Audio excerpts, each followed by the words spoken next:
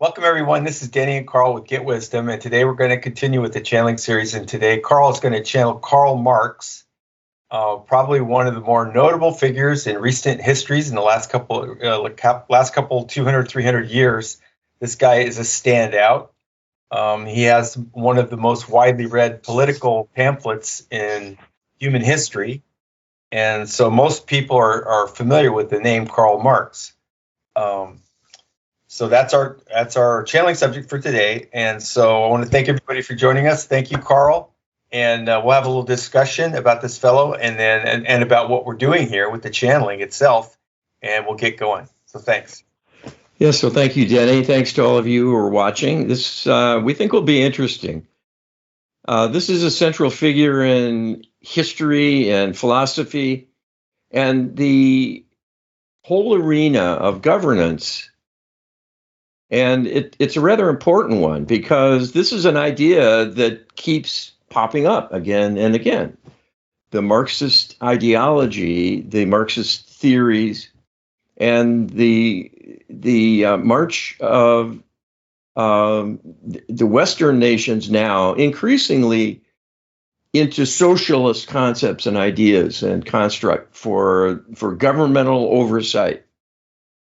And as though this is an ideal solution, and the jury's still out on that because it hasn't worked elsewhere for very long without corruption and devastating consequences. So I am assuming we're going to get an earful today about what Karl Marx thinks about all that and some insight from his perspective in the light as a light being now, where he'll have not only a broader perspective, but a sacred duty to be forthright and be honest. You know, it's kind of, I feel a little weird defending a light being's ethics and, and trustworthiness, but that's what it comes to when you're down here in the muck. You know, as a human being, you have to kind of assume, well, somebody could be self-serving and, you know, ego-filled and all that. Well, not in the light. It's different.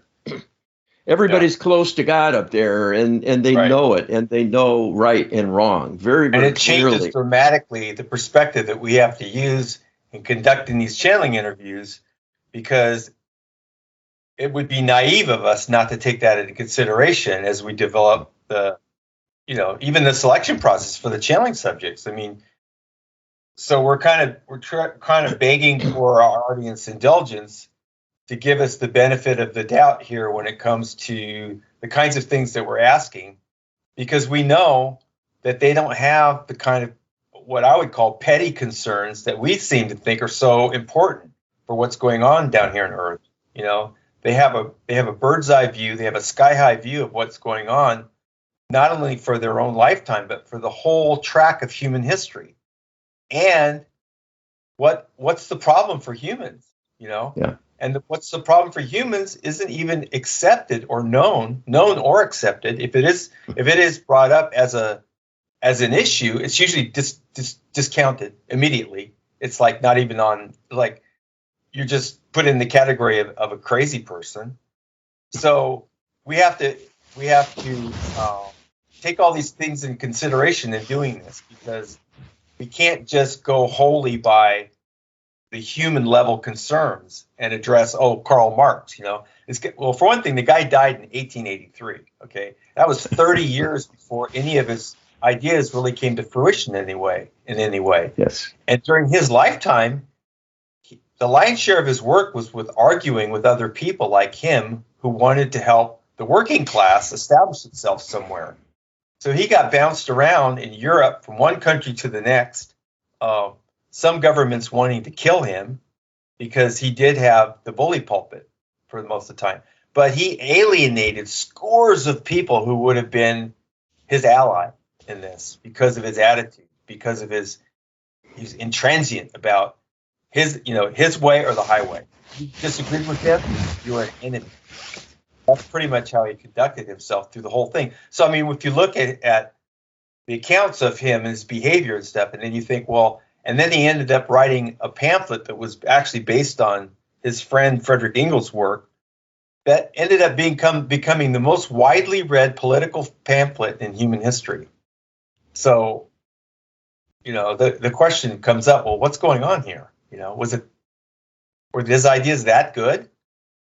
Anyway, that's what I think about when Yeah. Well, yes, and you're onto something there, because what we're witnessing in this is the creation of something that has a powerful influence. So whether it's good or bad, that's a clue that's very important. The ideas that last, the ideas that persist, have wind behind them. They've got some kind of power behind them to keep them going, to keep them current, keep them coming up again and again and again. Right. And what I've learned from all the work you and I have done together and trying to bring forth more truth about the problems of the world is there's basically two sources of such influence and power and support.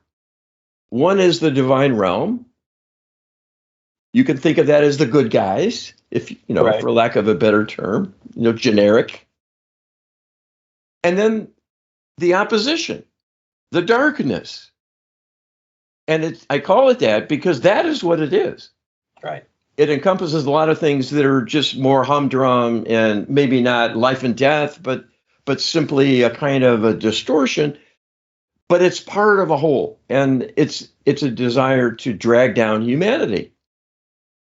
So a lot of good ideas get twisted around and repurposed in a way that they become harmful. And so there's a lot of ways. This might be the classic example. That might be. It might be. And there's a lot of examples, and a lot of ways that can be brought about. And it's almost always the fate of a good idea. It's like you have these aphorisms now, like no good deed goes unpunished. Those sort of things. It's telling that we kind of expect it. If we set out to do some good, it might come back to haunt us in some way. It might bite us in the butt because we didn't think of something that suddenly prove to be a hidden flaw. And it might not have been a hidden flaw. It might have been a created situation to make it not fit. And then we get blamed for our do-gooderism that went wrong. And a lot of that is orchestrated. So I suspect we're going to get an earful about those sort of influences because they're huge. Yeah. It can't be helped. And this is not an old philosophy that we're dusting off because we're interested in ancient history and lore about our origins and so on. And, like an archaeologist unearthing a relic that really doesn't pertain to today very much. And this lives and breathes in various ways. And it's traceable. We're all the way back to Marx as a primary mover here for the idea of socialism in its various forms. And you see it now with critical theory, which is ascendant, and it's moving into every branch of civilization and its various offshoots. And it's all based on this kind of idea of the collective, and that's who we should serve, and we should subordinate ourselves individually to the group. And it's a very virtuous notion at first glance, because why should we be better than anybody else and have special privileges and so on? And the people on the low end of things are always resentful of the haves because they're a have-not, and we're not perfect as people, and it leads to strife and so on. So it's easy to throw out something that works for quite a few people because it doesn't work for everybody, instead of looking at, well, why aren't those other people benefiting too? And maybe that's the problem, not that we have the wrong system. So there's a lot of ways to look at this. Yeah. And we don't usually get it right. No. We go round and around, very circus-like, and fight with each other. That's been world history in a nutshell. Exactly. There was one thing that I did not include in questions because it's kind of myopic, it's kind of personal, but I thought it was interesting. I thought you would get a kick out of this. This is actually found on Wikipedia, but I thought it brought up some good ideas that could kind of get people curious about something that was applied to this fellow, Karl Marx, who had some pretty major health problems, especially later in life. So I'm just going to read this one section. I usually don't find anything this interesting on Wikipedia, so maybe that's why I got to give him a shout out, because you have to be very careful on that website as far as collecting up information on people or things or issues, subjects. But in 2007, a retrodiagnosis of Marx's skin disease was made by dermatologist Sam Schuster at Newcastle University. And for Schuster, the most probable explanation was that Marx suffered not from liver problems, but from hidradenitis suppurativa, a recurring infective condition arising from blockage of apocrine ducts opening into hair follicles. This condition, which was not described in English medical literature until 1933, hence would not have been known to Marx's physician because he died in 1883, can produce joint pain, which could be misdiagnosed as rheumatic disorder, and painful eye conditions. To arrive at retrodiagnosis, Schuster considered the primary material the Marx correspondence published in the 50 volumes of Marx/Engels collected works. There, quote, although the skin lesions were called furuncles, boils, and carbuncles by Marx, his wife and physicians say they were too persistent, recurrent, destructive, and site-specific for that diagnosis, unquote. The sites of the persistent carbuncles were noted repeatedly in the armpits, groins, perineal and genital and suprapubic regions under and inner thighs, favorite sites for hidradenitis suppurativa. Professor Schuster claimed the diagnosis can, quote, now be made definitively, unquote. Schuster went on to consider the potential psychosocial effects of the disease, noting that the skin is an organ of communication and that hidradenitis suppurativa produces much psychological distress, including loathing and disgust and depression of self-image, mood and well-being, feelings for which Schuster found, quote, in much evidence, unquote, in the Marx correspondence. And I'd have to agree with him there. Professor Schuster went on to ask himself whether the material effects of the disease affected Marx's work and even helped him to develop his theory of alienation. So I thought this was really interesting because this guy who's probably had some pretty significant karmic baggage to go about what he did and get supported in the way that he did. And the other interesting thing about Marx was that his friend Friedrich Engels was the beneficiary of the cotton industry in England. So Marx was mostly supported by capitalist endeavors. And that went on. And if you want to look into that, this book right here is called Wall Street, the Wall Street Trilogy by Anthony Sutton. And this guy follows the money about how communism really got established through Wall Street. Not to mention, well, here's the compilation of the three works: The Wall Street and the Bolshevik Revolution, Wall Street and FDR, and Wall Street and the Rise of Hitler. So, here's Marx, died in 1883, never got to see any of his ideas really come to fruition in any meaningful way. It was 30 years later. Well, how did it come to fruition? This guy's the one who explains it. So interesting. The ETs are right on the heels of all of this, and I would claim the manipulators for making all these fantastic things happen, because they just didn't happen in and of themselves. History's not an accident. No, it isn't. It's all planned and orchestrated, and it's sinister. It's designed to divide and conquer and to punish, because the real force behind the world, running it from behind the scenes, likes to see human suffering. It's entertainment for them. Right. We're like a game, and we're like live icons or avatars or whatever on a game board, and they push us around, maneuver us to do things, and then watch us fall on our face and kill each other. Right. And it's satisfying to them when they can pull it off. And this is really depravity. But it explains a lot about how and why humans are so depraved. Because we learn it from these manipulators. Right. And they lower us in order to get us to do those things. And we're not all conscientious objectors. Some are.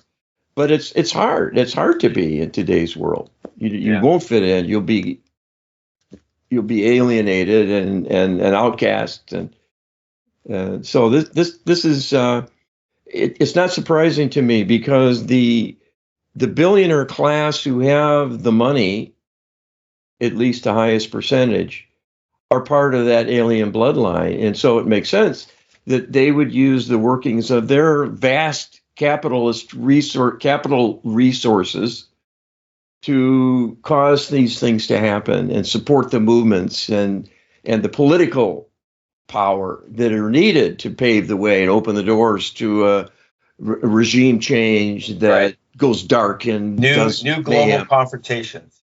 Yes, war, and more war through ideology, strife. Yes, wars among the religions. Wars among political parties, wars among races, wars among the financially successful and those who struggle, wars amongst the ethnic regions and the national clashes and frictions and all of it. It's an endless trail of agony for everything that takes place, because nothing's easy. There's always dead bodies somewhere in the end, if not through violence, then through stress and shortened lifespans, because life is so hard and often unrewarding and disheartening, and people give up. They get beaten down and they die young, and it's really awful.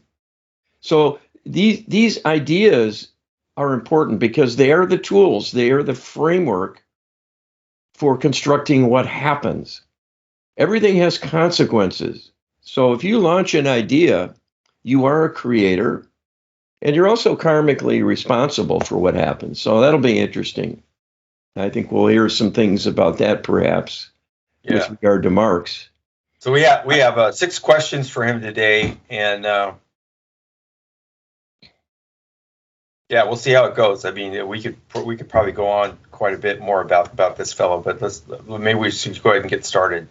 Yeah, we do. I've had an eye on him all my life, in part because I heard about his name early.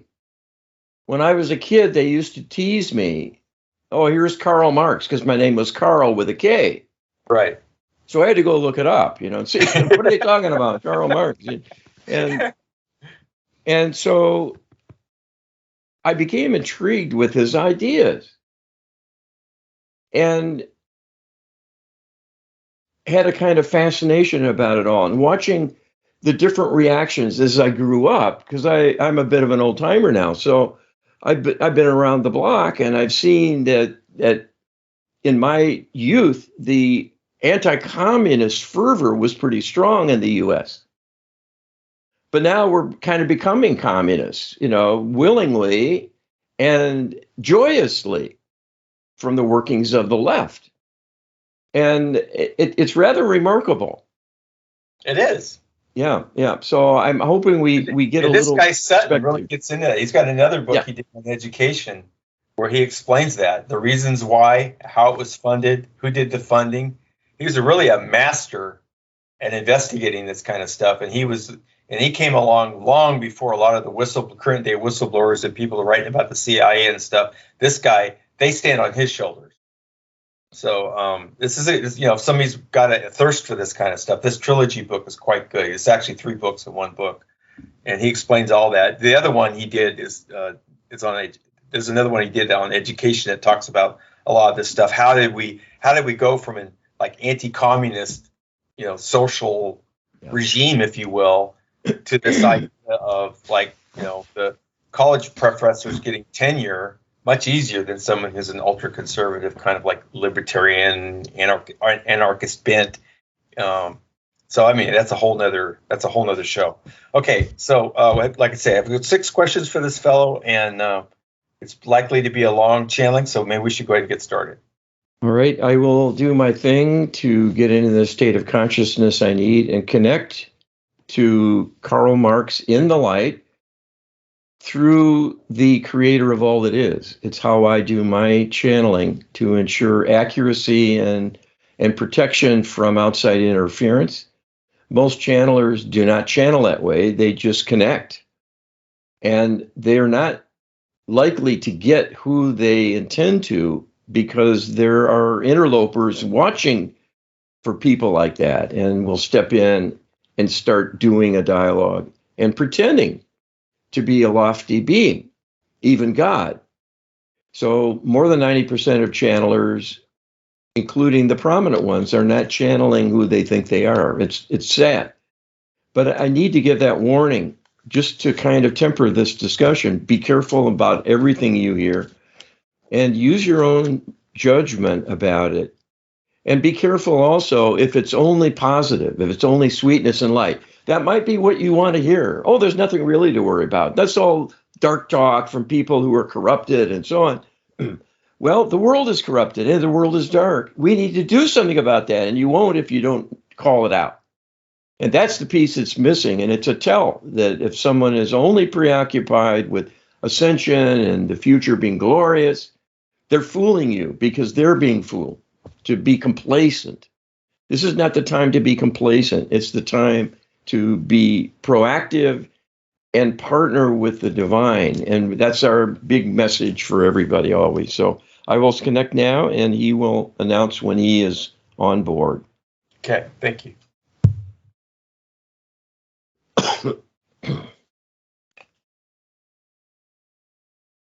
This is Karl Marx speaking. Thank you for joining us. It is reported that at the end of your life, you were a stateless person. Does that have any meaning for you as a light being? And was there anything notable about your final days in deteriorating health? And were you able to transition successfully? In a sense, every human being is a stateless person because you are in a foreign land a land of evil and darkness in many respects, your preliminary discussions do not fully do justice to the depths of depravity of human history. We understand this because you do not want to be thinking about it or dwelling on it, nor presuming that is the norm for what it means about you and your current situation. That the sky can fall, the world can turn again to upheaval and mass death. It is never far away. There are always plans afoot to bring that about. Your prayers, those few still praying, are keeping a finger in the dike. That is all that is saving you, in fact. So my having travails was a personal concern and a personal matter. And very much like the average person, in one way or another, visible or not to the outer world, everyone has doubts, everyone has fears, everyone has negative karmic, unfinished business that will drag them down emotionally, if in no other respect. This is how people end up at their end of life, in a state of disarray and debasement, if not disfigurement. It is a war of attrition through living in ignorance in the face of the law of karma, which sees to everything with precision and will not let you off the hook. If you have started something you could not finish, it will not matter. When you reincarnate again, as you will, all that unfinished business goes back on your plate. After hundreds of lives like this, that plate is stacked very high with negativity. You are juggling that all life long. When it catches up with you, this is when you get into the most trouble. A career faltering, a relationship with a loved one dissolving, families breaking apart, at war with one another, instead of loving and nurturing and sheltering and feeling blessed by that close circle of compatriots. Everything is on a spectrum from good to bad. And at times, you are able to create a worse bad than ever before. In a sense, there is no limit to either degree. And especially in the physical plane with its constraints, you will never have bliss because there is always some negativity looming and will cross your path. But the higher your vibration, the better you'll be able to handle it. In my case, I was dragged down by my inner struggles with multiple lifetimes of difficulty, and it did influence my thinking. You alluded to my physical appearance as a result of a medical condition undiagnosable in my time, but visibly distressing and revolting, not only to myself, but others around me. And having a certain vanity was devastating to my self-image and my view of the world as well. What I saw was that a surface circumstance could be defining to others. in how they viewed you and wished to share their power. This did have a huge influence in shaping my thinking about the contrast in power and control by those at high levels in society and those who were impoverished and through lack of money and resources were shut out from living a more comfortable life and having greater access to people of influence and certainly the corridors of power that run things. This discord and disarray within me and my lack of faith in the divine, being more than lack, it was a loathing. I blamed God for my suffering and my troubles early on. And because that became intolerable to bear, being a target of the Almighty, I chose instead to disbelieve. That was easier to bear than thinking I would be a failure and a sufferer because of God, if God were real. The irony in this, of course, is that belief in God could have rescued me. It could have saved me from my physical suffering, from my emotional plight, and from the projection I made of that onto the workings of the world, in having a much more cynical perspective and a much greater willingness to see success, power, wealth, and its accumulation as a problem in and of itself, rather than what one does with it.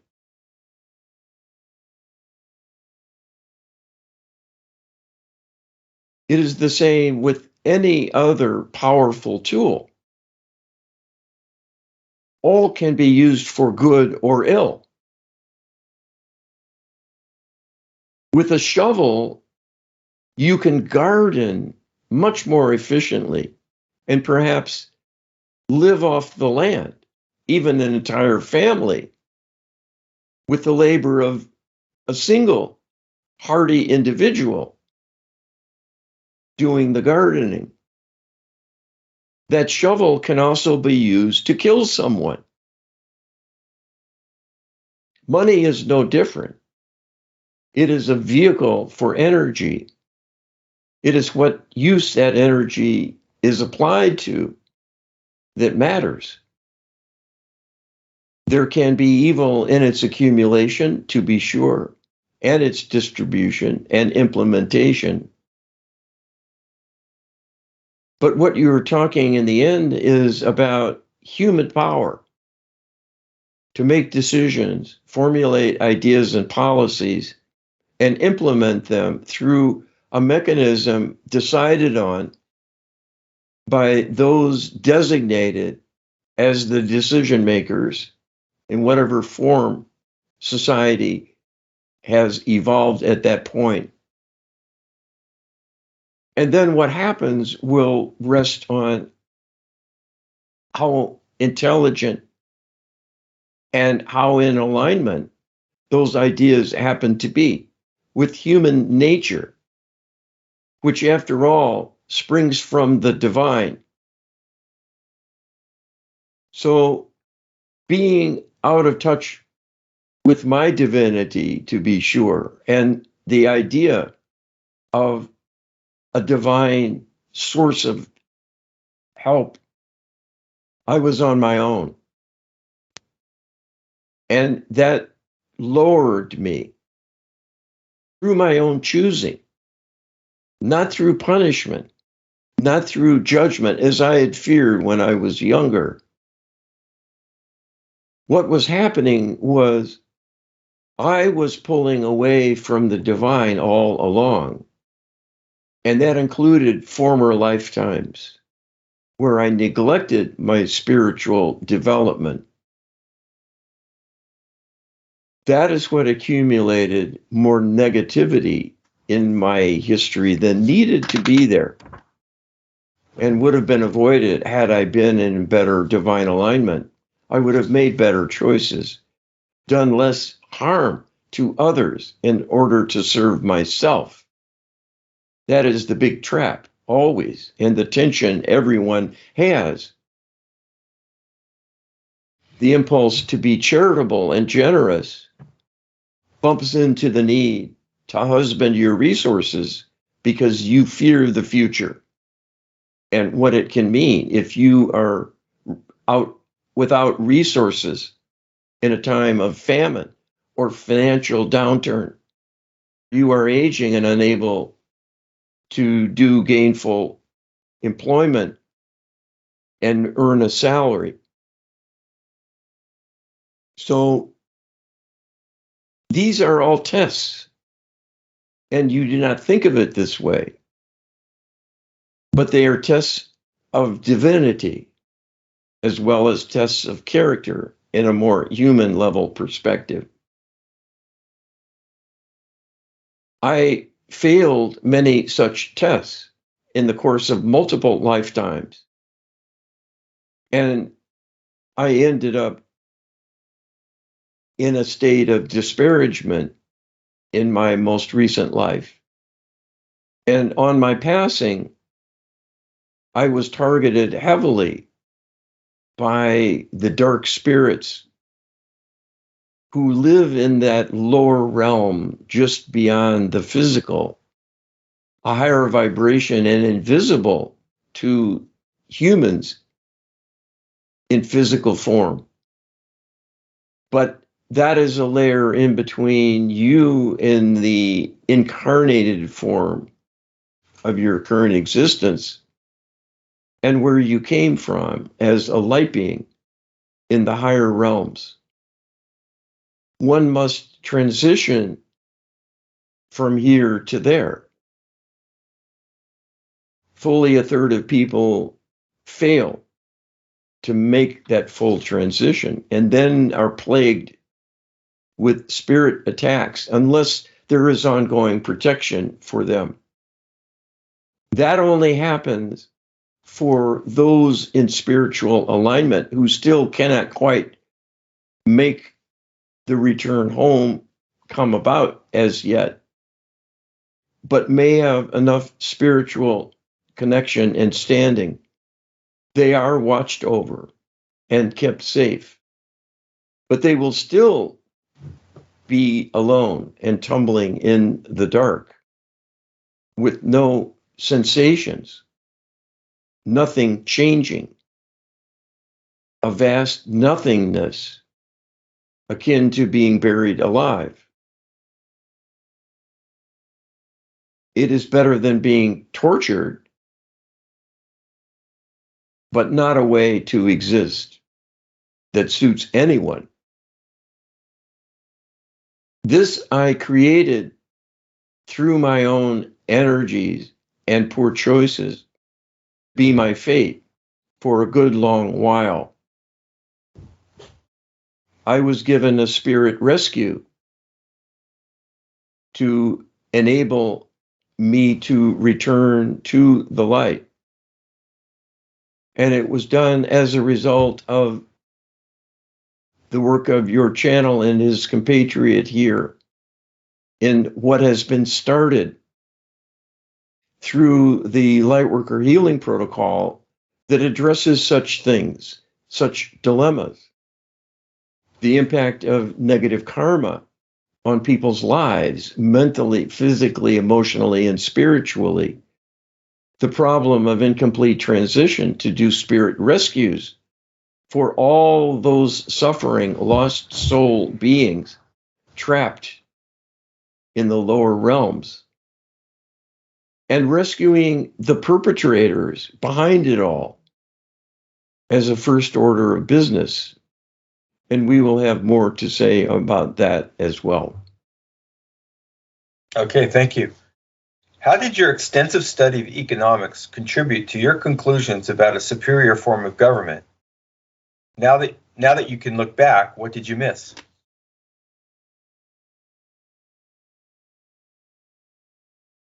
To understand my writings, you must understand the historical context of the life that I lived in the 1800s, quite a long time ago. This is fresh on the heels of a long history of deprivation and endless mischief by the powerful, the power hierarchies, largely royal families that had a lock on power, with the myth that bloodlines are a determining factor in where power and control belong.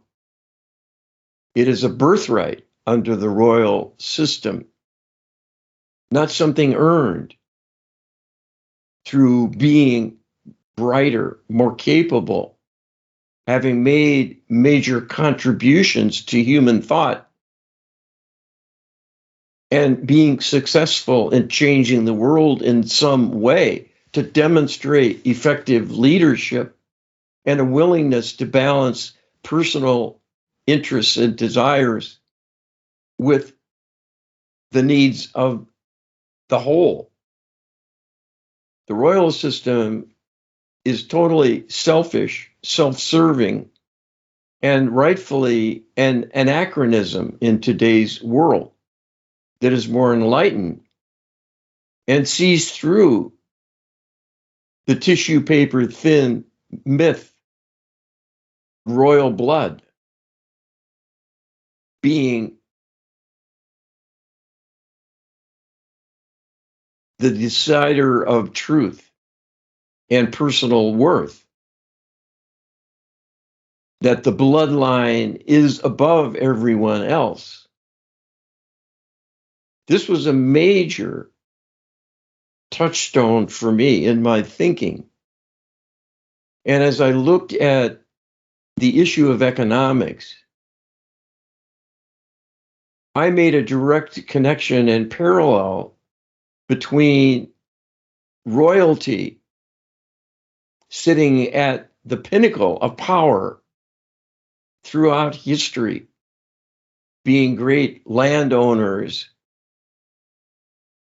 and lording over a peasant class, and often taking from them the fruits of their hard-earned labors through taxation or indentured servitude, in effect, working the royal lands, given enough to survive, but serving the royalty and not themselves primarily.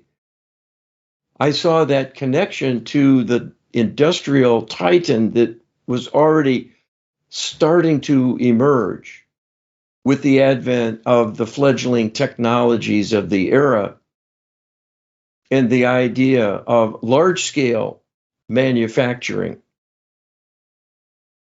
The greatest advances were yet to come.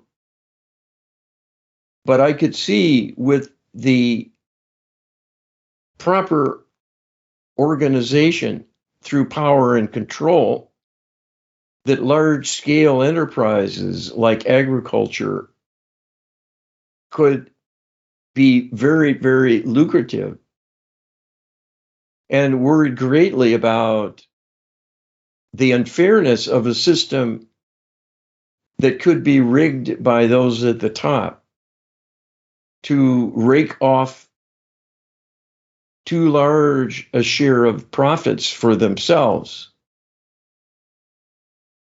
and treat the workers as underlings and give them a meager share in return for making it all possible through their labors. That imbalance was the key to my thinking. As such, it was in alignment with divine principles to have a balance between needs of the self and others, to not take what was not mine and be willing to share with others, especially in arrangements where they are doing the same things, the same work, or making a material contribution to a multi-component enterprise. It is highly subjective, of course, in how to assess such things. But to me, I thought of it in a very simplistic fashion, that a human being has a finite lifespan, a finite amount of physical energy, and a basic right to live. That is a divine idea. But keep in mind, I did come from the light in that incarnation as Karl Marx. And my spirituality was rather fresh in my thoughts still. I had no recollection of that origin. But like everyone else, I had a higher self that would remind me to at least think about and consider such ideas as fairness, equality, and a basic value for human life that could not be denied.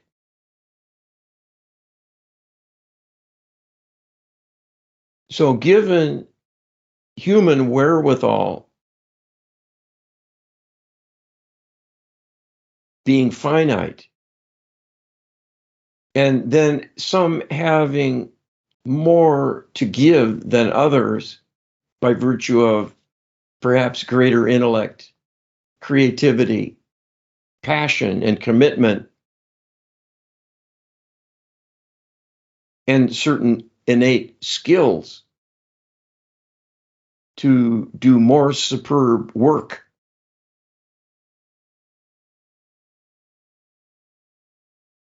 This complicated things. But I felt that those struck from the same mold should be treated as equals. And in a sense, virtue being its own reward, those who contributed more have the glory of that, the reputation, the respect, and the track record showing a superior performance. And that is a reward of its own. But taking bread out of the mouths of lesser performers to give an outsized reward seemed wrong to me. Keep in mind that in that era, there was much exploitation of people on the margins, desperate to survive, willing to do anything in the way of menial work under terrible working conditions, long hours, 6 or even 7 days a week.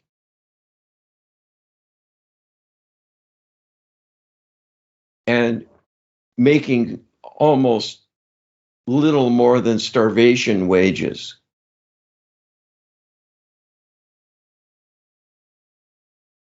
This I could see was wrong and grossly unfair.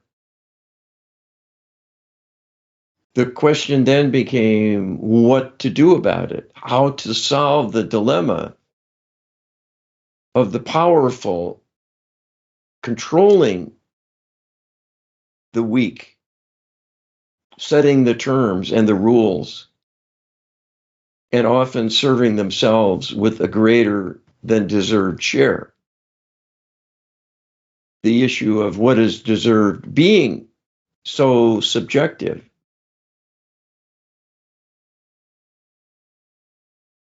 Is an idea alone, even though it creates an enterprise and makes it possible to exist, mean that for all of time, 90% of the profits should go to the originator. And all those people devoting their entire lives to careers serving the enterprise should divide up the 10%.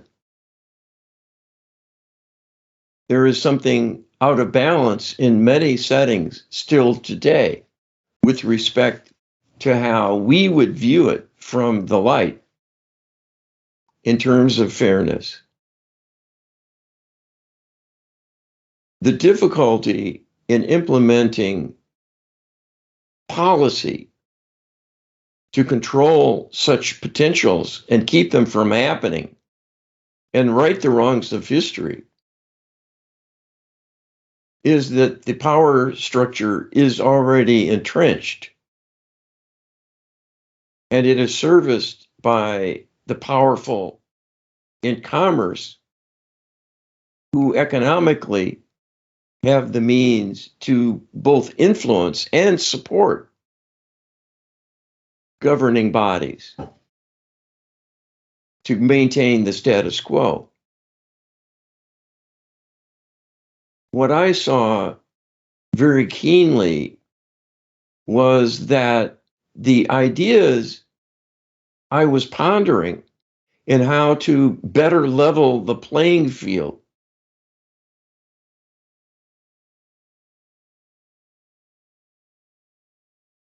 had a power to affect human destiny. And it became an obsession for me. What I did not realize at the time was that that obsession was orchestrated to happen. It was a manipulation by the interlopers to plant the seeds of human destruction through forestalling the growth of liberty as an idea and a rallying cry.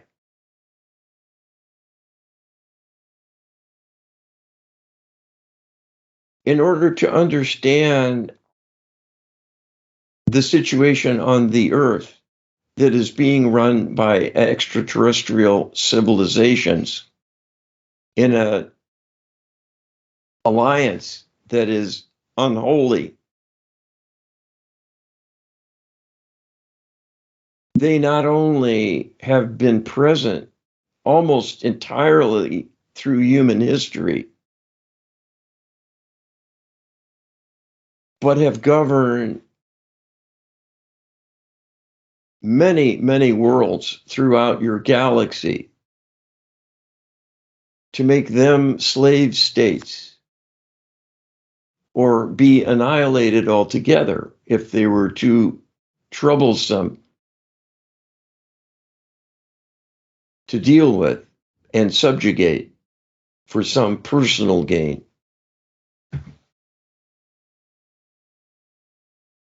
So the thinking of the interlopers in knowing how to manipulate is based off of a rich, rich history in manipulating sentient beings of all kinds, who, after all, have much in common with humans and with their own lineages. All are soul-based beings who were created to experience and express divinity but given free will and free agency as an experiment to allow an unbridled expansion in a new way, essentially to be taken off the leash of the law of karma, at least for a good long while, so people could be more innovative and more daring and explore things that otherwise they would not risk for fear something could go wrong and they would receive a comeuppance from the law of karma. The idea was not to create chaos, nor a world of renegades to run wild and punish through savagery any opposition. The idea was through greater freedom and free agency to invite new possibilities that then would eventually be sorted out through karmic reworking and divine oversight, always being available for consultation.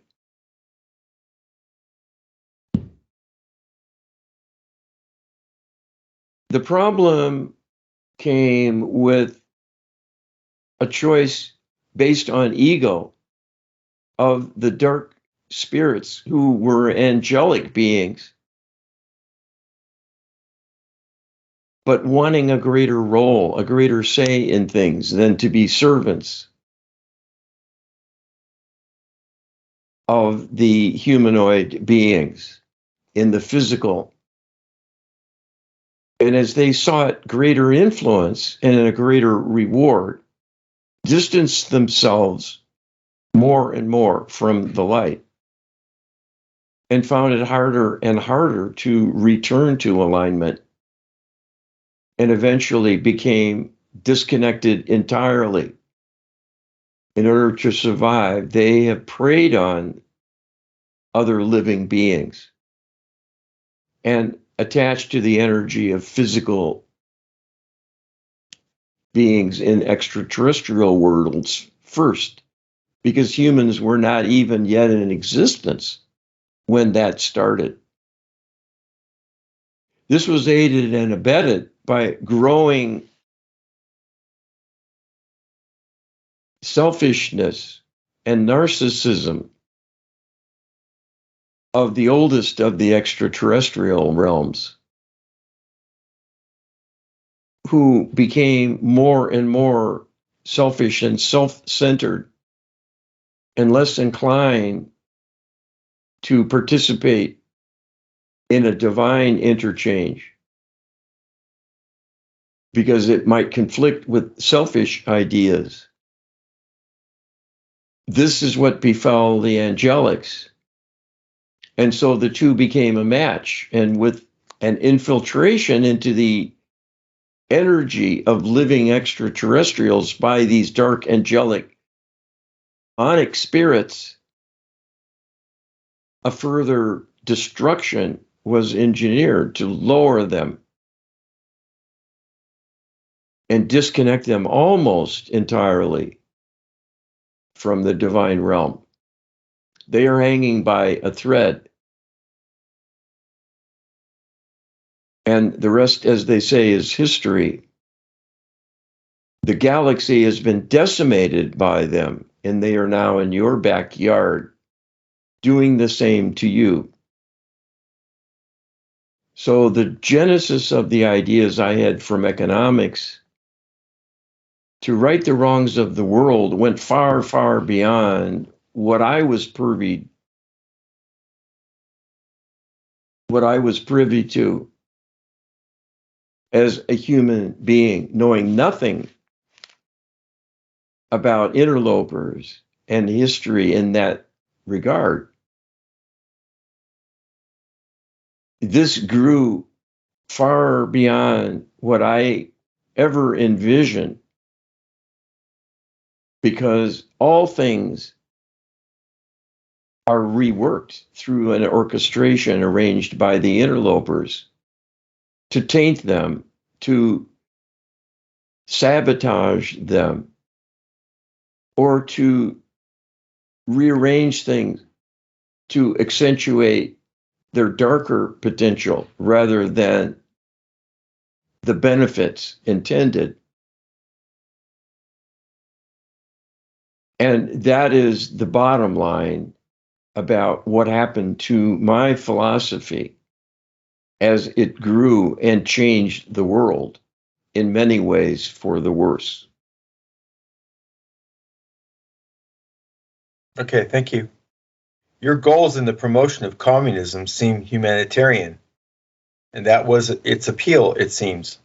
But in practical application, the outcome was disastrous for many nations. Why would the goal of freeing the proletariat or the working class have such an outcome?